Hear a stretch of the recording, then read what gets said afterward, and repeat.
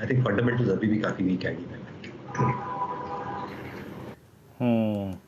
चलिए, ये था IDBI पर। आप देखें क्या चल रहा है, और यहीं से अब एक दूसरे स्पेस पे चलते हैं और देखिए वो चल रहा है, इसके पीछे बड़ा कारण है। गाड़ी चल रही है, गाड़ी चल रहा है तो चक्का चल रहा है, और चक्का चल रहा है तो टायर चल रहे हैं। अपोलो टायर्स आपकी स्क्रीन पे 2018, 19, 20, 21, 22 की हाईएस्ट ट्रैजेक्टरी में आके ट्रेड करता हुआ। लुक एट सीएट, मैं आपकी स्क्रीन पे सीएट रखता हूं, और सीएट को आप पिछले 4 महीने के टाइम फ्रेम के चार्ट्स पे ड्रॉ करके देखिएगा। 900 रुपए का ये स्टॉक मात्र आप मिड जून से जुलाई, जुलाई से अगस्त, अगस्त से अगर आप देखें तो सितंबर के इन कुछ सेशंस में लगभग 500 रुपए भागा है। शानदार मूव है। चलते हैं दीपाली के पास। दीपाली, इनफैक्ट एक तो बताइए कि डिमांड कितनी स्ट्रांग है, और साथ ही साथ रबर प्राइसेस किस डायरेक्शन में है, एग्जैक्टली क्या चीज़ है। आई मीन क्या एग्जैक्टली अगर आप देखें ऑटो कंपनी की तरफ से जो स्ट्रांग डिमांड है वो बनी हुई है, और वही इस वक्त ड्राइविंग फोर्स है पूरी की पूरी।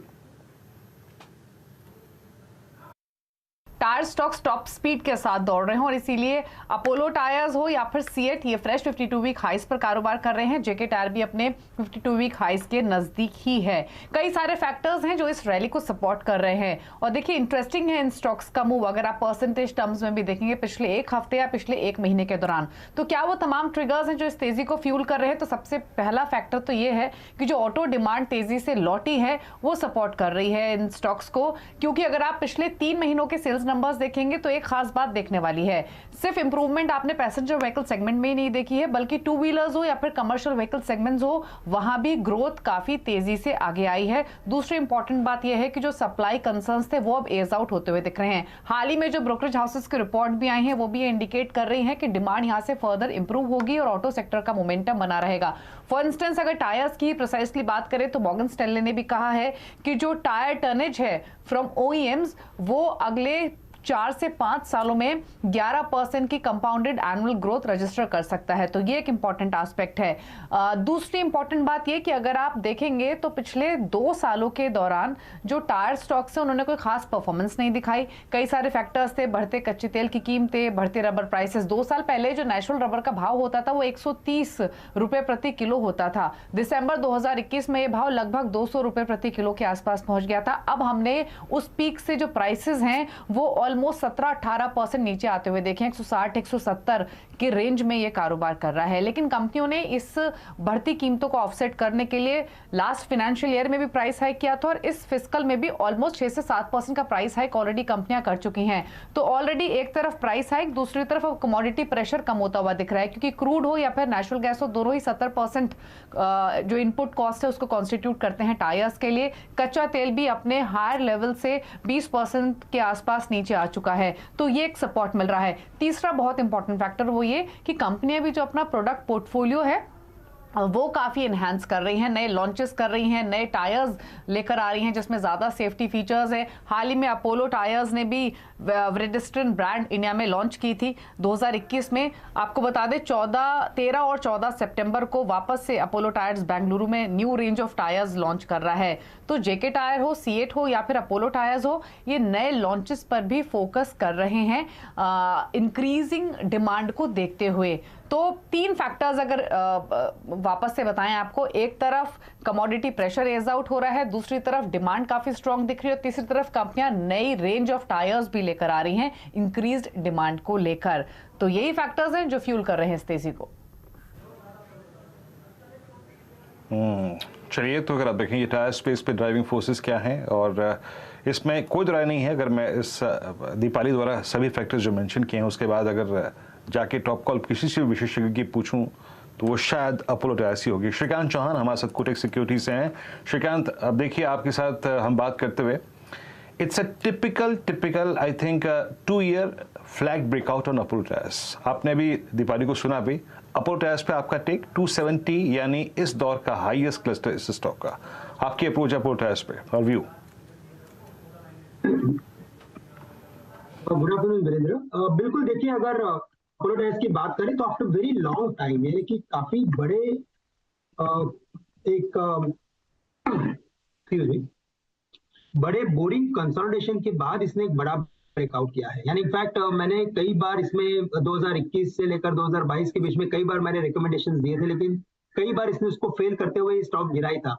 लेकिन अभी इवेंचुअली इस स्टॉक ने जो इस बार रैली पकड़ी है 160 से लेकर 270 तक, वो काबिल तारीफ है। और इसने प्रीवियस स्विंग हाई को भी क्रॉस किया है वीकली मंथली बेसिस पे। तो हमें लगता है कि ये नो डाउट काफी एक बड़े तेजी में कन्वर्ट हो रहा है। साथ ही साथ हमने देखा है कि इस बार की जो तेजी है वो कम्प्लीटली कमर्शियल व्हीकल से ड्रिवन है। तो हमें लगता है कि ये स्टॉक भी यहाँ से परफॉर्म करेगा और कम से कम 310 से लेकर हमें लगता है कि शायद ये स्टॉक 350 के भी लेवल्स दिखा सकता है। तो काफी बड़ी अपसाइड समझ में आ रही है और हमें लगता है कि कोई भी डीप अगर यहाँ से आता है तो बिल्कुल इसे खरीद के चले। वेरी शॉर्ट टर्म में भी अगर लेना है तो भी खरीद के चले, क्योंकि इसका जो स्टॉप लॉस है वो काफी नियर बाय का है 258 का, यानी कि आज के गैप अप ओपनिंग का स्टॉप लॉस रखें और टारगेट्स रखें यहाँ पे सबसे पहले 300 से लेकर 310 के। ओके, तो ये फिलहाल एक ट्रेड जहां पर एक तगड़ी तेजी बनती हुई 310 के लिए एक अपॉर्चुनिटी क्लियरली अपोलो में दिख रही है। चलिए अब सुमित को जोड़ते हैं जो बताएंगे आपको क्या चल रहा है। सुमित, और क्या चल रहा है? इतना कुछ तो चल गया वैसे। खैर, मैंने जो कंपनी चुनी है आज क्या चल रहा है वो है एनटीपीसी। वैसे भी चल रहा है शेयर अपने साल के नए ऊपरी स्तरों पर कामकाज कर रहा है। देखिए एनटीपीसी के पहले तो वो रिटर्न्स आपकी स्क्रीन पर आएंगे कैसा एनटीपीसी ने परफॉर्म किया। पिछले एक महीने में 8%, 3 महीने में 9%, करीब 3 महीने में ये 6 महीने में 29% और एक साल के अंदर 35%। तो ये पिछले कुछ समय की परफॉर्मेंस है एनटीपीसी की। एनटीपीसी इंपॉर्टेंट क्यों है, दूसरा हिस्सा आपकी स्क्रीन पर आएगा। एनटीपीसी की जो कैपेसिटी है वो करीब 70,000 मेगावाट की कैपेसिटी है। इस देश की कुल कैपेसिटी का, भारत की कुल कैपेसिटी का जो 20% हिस्सा है वो अकेला एनटीपीसी लेके आता है। तो इसकी 70,000 की जो कैपेसिटी वाली प्लेट लेकर है डॉक्टर साहब, उसमें 70,000 मेगावाट की कैपेसिटी है खाली एनटीपीसी की। इस कैपेसिटी के अलावा बाकी अगर पावर कंपनीज को देखेंगे उसमें आती है Tata power, Adani power second number पे करीब 17,000 मेगावाट की कैपेसिटी, टाटा पावर करीब 13,500 मेगावाट की कैपेसिटी। उसके अलावा जेएसडब्ल्यू एनर्जी और टोरेंट पावर, ये 5 पावर प्रोड्यूसर्स टॉप जिनका नाम यहाँ पे शुमार। और आप अंतर देख सकते हैं कि पहले बाकी 4 को अगर मैं जोड़ दूंगा तो उससे ज्यादा भी एनटीपीसी अकेला खड़ा हुआ। तो इस तरह की मासिव कैपेसिटी है।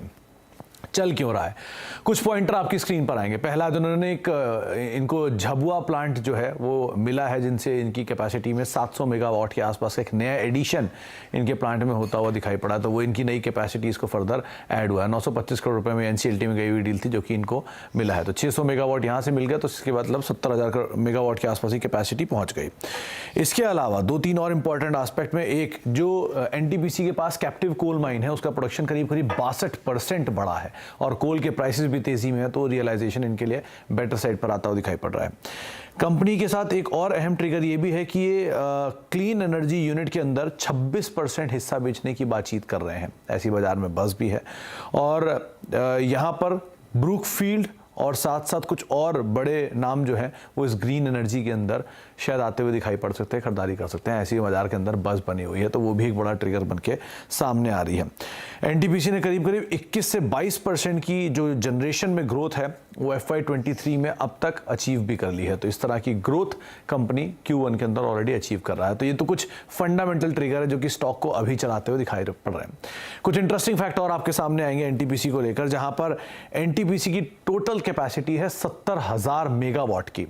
उसके सामने 70,000 मेगावाट की कैपेसिटी का साइज कितना हुआ, आप ऐसे अंदाजा लगा लीजिए कि इस दुनिया की 146 देशों की कैपेसिटी से ज़्यादा सिर्फ एनटीपीसी कैपेसिटी है। और उनके अलावा कुछ और अगर बड़े प्रोमिनेंट देशों की बात करें जो हमारे पड़ोस में है, तो बांग्लादेश की capacity 25,000 megawatt, Pakistani capacity 40,000 megawatt और श्रीलंका की कैपेसिटी 40,000 मेगावाट। तो श्रीलंका और बांग्लादेश को मिला दूंगा तो अकेले एनटीपीसी बनेगा। तो इस तरह का मासिव कैपेसिटी वाली कंपनी और उसमें नई कैपेसिटी एडिशन और ग्रोथ के साथ आप देख रहे हैं स्टॉक की चाल किस तरह से चल रही है। ये तो चला है स्टॉक, भरपूर तेजी देखने को मिली है इसमें, करीब 2% का उछाल। शुक्रिया सुमित, लक्ष्मण और दीपाली इन सभी अपडेट्स के लिए। वेरी क्विकली एनटीपीसी पर मानस आपकी राय? एनटीपीसी पे राय बिल्कुल पॉजिटिव है और मैंने पहले ही मेंशन किया कि जितने पावर स्टॉक्स है वहां पर हमें ब्रेकआउट देखने को मिला और उन्हीं में से एक एनटीपीसी है जहां पर 166 रुपए के ऊपर का ब्रेकआउट देखने को मिला है। काफी बेहतरीन वॉल्यूम देखने को मिले हैं। मेरा समझना है कि 172 रुपए 50 पैसे तक किस तरह आपको यहाँ पर देखने को मिल जाएंगे। तो अभी भी लेट नहीं हुआ, अभी भी आप खरीदारी कर सकते हैं। 165 रुपए का स्टॉप लॉस रखिए और 172 रुपए 50 पैसे के टारगेट से रखिए। एनटीपीसी वगैरह देखें आपने यहाँ पे एक राय दी और टेक्निकली बहुत स्ट्रॉन्ग और इनफैक्ट पावर स्पेस पूरा का पूरा काफ़ी स्ट्रॉन्ग, काफ़ी वाइब्रेंट है। इस बीच मेरे ख्याल से हमारे साथ एक और ख़ास विशेषज्ञ बिग मार्केट वॉइसेस में आज श्री अभय अग्रवाल जुड़ चुके हैं बातचीत करने के लिए। और लास्ट टाइम उनसे डिस्कशन याद रखिएगा कमोडिटीज़ पे भी हमने किया था, अर्निंग्स पे भी किया था, अर्निंग्स सीजन कैसा लगा उस पर भी हुआ था। अभय जी नमस्कार, कार्यक्रम में स्वागत है। बड़ा अच्छा हमारे साथ आपका एक लास्ट इंटरेक्शन हुआ था और उस वक्त का अगर आप देखें जो मुद्दा था वो ये था कि एग्जैक्टली यूएस मार्केट क्या कर रहे हैं क्या नहीं कर रहे हैं, बट आज की तारीख में एक बड़ा डिफरेंशियल क्रिएट हो गया है सर। अगर आप लास्ट 10 दिन की 20 दिन की प्राइस परफॉर्मेंस को देखें, यूएस मार्केट कहाँ अगर आप देखें आपके जून और अगस्त के बेसिस को छू रहा है और हम इस दौर की हाईएस्ट ट्रैजेक्टरी में। इस डाइवर्जेंस को आप कैसे प्ले कर रहे हैं? आपको लगता है कि देर सवेर हम भी अगर आप देखें नीचे की ट्रैजेक्टरीज की तरफ जाएंगे, या फिर जिस प्रकार से लिक्विडिटी चेज कर रही है इंडियन मार्केट्स को, वो हाई साइड में मार्केट्स को सस्टेन करने में मदद करेगी? जी देखिए वीरेंद्र जी, मैंने पिछली बार भी जब मैं आया था तो मैंने यही राय दी थी अपनी कि जो हम देख रहे हैं लिक्विडिटी 9 महीने की कंटिन्यूस सेल के बाद फाइनली एफपीआईज का फ्लो का रिवर्सल हुआ है। और ये मैंने तब भी कहा था कि जो एफपीआईज का जो फ्लो रिवर्सल होता है वो हफ्ते 10 दिन या 1 महीने के लिए नहीं होता है। जब ये फ्लोज आते हैं या जाते हैं तो ये लंबे समय के लिए जाते हैं, क्योंकि ये टैक्टिकल कॉल्स होती हैं फॉरेन इन्वेस्टर्स की। तो अब जो ये फ्लो आना शुरू हुआ है, ये हम एक्सपेक्ट कर सकते हैं कि अगले 3-4 महीने तक ये फ्लो कंटिन्यूसली मंथली लेवल पे पॉजिटिव रहेगा। डेली लेवल पे ऑब्वियसली कभी नेगेटिव रहेगा, कभी पॉजिटिव रहेगा, पर इसकी जो ट्रेंड है वो पॉजिटिव की तरफ है। और इस समय ऐसा भी लग रहा है कि जो इंडियन मार्केट है और जो इमर्जिंग मार्केट भी है थोड़े वो डीकपल हो रहे हैं यूएस के, क्योंकि इन्वेस्टर्स को ये भी लग रहा है कि ये काफी प्रॉब्लम जो यूएस की है, यूरोप की है, वो लोकल प्रॉब्लम्स हैं। जैसे यूरोप में एनर्जी क्राइसिस है, इंडिया में एनर्जी क्राइसिस नहीं है। आप अभी पावर स्टॉक्स कवर कर रहे थे, हम देख रहे हैं पावर स्टॉक्स में अच्छी तेजी है, पावर की सप्लाई में कोई इशू नहीं है। तो इस तरह से जो इंडिया के जो ग्रोथ पे फोकस आ रहा है फॉरेन इन्वेस्टर्स का, वो अच्छा है और ये काफी लंबे समय तक चलेगा, ऐसा मेरा मानना है। और सिर्फ ये कहना बड़ा सिंपलिस्टिकली कि यूएस मार्केट डाउन हो गया तो इंडियन मार्केट भी फॉलो करेगा, ये लॉजिक मुझे नहीं लगता कि अब अगले 4-5 महीने तक होल्ड करेगा। अब ये डीकपल हो चुके हैं मार्केट। इंडियन मार्केट है वो अपनी अर्निंग्स ट्रैजेक्टरी पे उसका वैल्यूएशन चलेगा, उसका मार्केट लेवल चलेगा, और जब फ्लोज आएंगे डोमेस्टिक और एफपीआई फ्लोज दोनों साथ में आएंगे तो मार्केट नॉट ओनली स्टेबलाइज रहेगा बट यहाँ से ऊपर भी चलेगा, ऐसा मेरा मानना है। ओके तो ये अगर आप देखें डाइवर्जेंस आ गया है और आई थिंक ये डीकपलिंग जो है वो भी सस्टेन करेगी आपके मुताबिक। अच्छा सर ये बताऊं, मैं इस वक्त बीते 2-3 महीने में जिसने कॉन्फिडेंस काफ़ी शो किया है and specially after quarterly earnings, इस बार अगर आप पीएसयू बैंक के नंबर्स को देखें तो कोर नंबर्स अच्छे थे। हाँ आई थिंक जो रेट साइकिल रिवर्स हुई, जो यू टर्न हुआ और बहुत शार्प यू टर्न हुआ, उससे ट्रेजरी लॉसेस ने थोड़ा सा अगर आप देखें इम्पैक्ट डाला, बट कोर बिजनेस एनपीएस की फिगर, ग्रॉस एनपीएस की फिगर काफ़ी इंप्रेसिव रही है। एक बार निफ्टी पीएसयू बैंक का इंडेक्स लेके आइएगा। अभी कुछ देर पहले हम यही डिस्कस कर रहे थे कि निफ्टी पीएसयू बैंक इंडेक्स सितंबर 2019 के बाद के हाईएस्ट क्लस्टर को थर्ड टाइम वॉलेट करने की कोशिश कर रहा है। ये पीएसयू बैंकिंग स्टॉक्स और इंडेक्सर यहाँ से अभी आपको और बड़ी तेजी के लिए कितने पॉइंट्स लगते हैं? Canara bank, bank of Baroda, state bank of India, अभी कितना दमखम बाकी है सर इनमें? देखिए सरकार का पूरा जोर है इस बात पे कि ये जो पीएसयू बैंक्स को है इनको क्लीन अप किया जाए, इनको स्ट्रॉन्ग बनाया जाए और बैलेंस शीट इंप्रूव की जाए, कंसोलिडेट करके छोटे बैंक्स को बड़ा बैंक बना दिया जाए। तो और ये बैंक्स जो प्राइवेट बैंक्स हैं और एनबीएफसीज हैं उसके मुकाबले काफी सस्ते हैं। आप वैल्यूएशन पे देखेंगे तो इनका जो प्राइस टू बुक मल्टीपल है अभी भी काफी दबा हुआ है। इन्वेस्टर्स को एक डर हमेशा से पीएसयू बैंक्स में ये रहा है कि जो इनकी अर्निंग्स हैं वो स्टेडीली ग्रो नहीं करती हैं। एक क्वार्टर अच्छा आएगा, फिर अगला क्वार्टर बहुत खराब आ जाएगा क्योंकि बड़े एनपीएस आ गए, फिर एक क्वार्टर अच्छा आएगा, फिर 2 क्वार्टर खराब हो जाएंगे।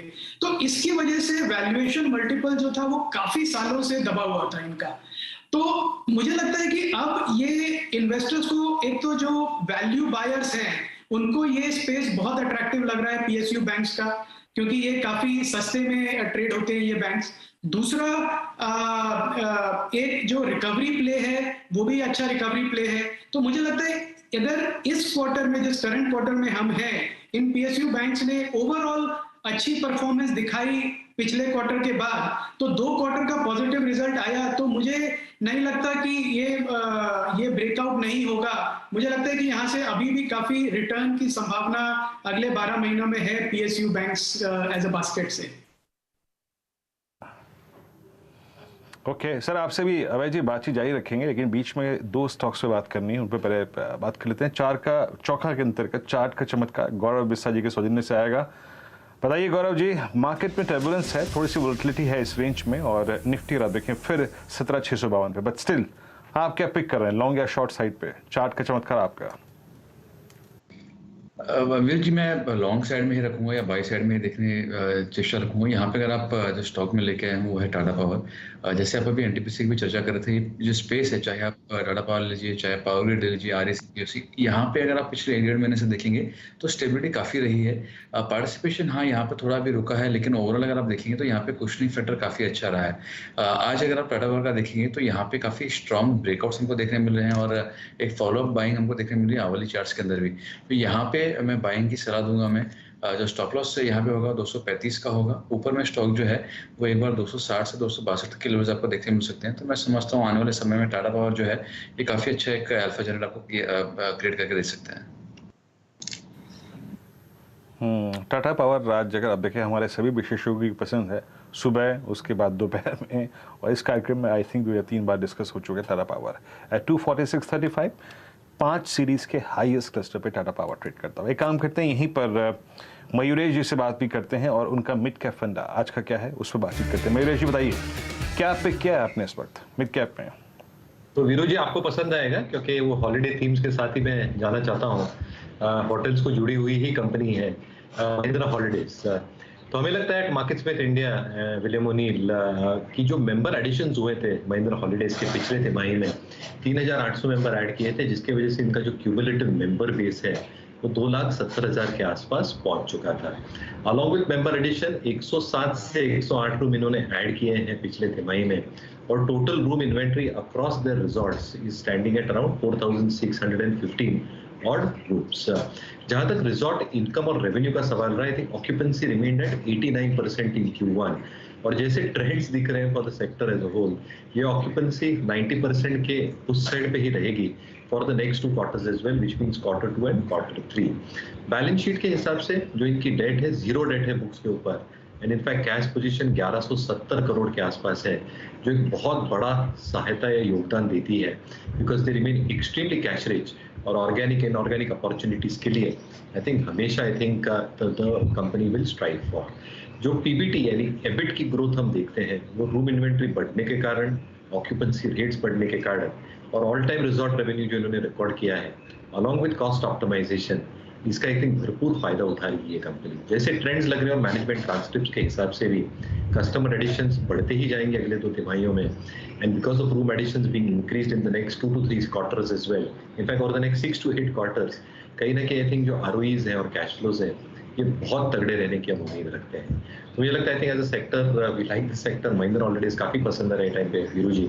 हमें लगता है एक 15-16% की अपसाइड बिल्कुल मुमकिन है। I think from a risk और मिटिगेशन पर्सपेक्टिव, जैसे हम स्टॉप लॉस हमेशा रखते हैं, 264 का स्टॉप लॉस महिंद्रा हॉलिडेज के लिए रहेगा।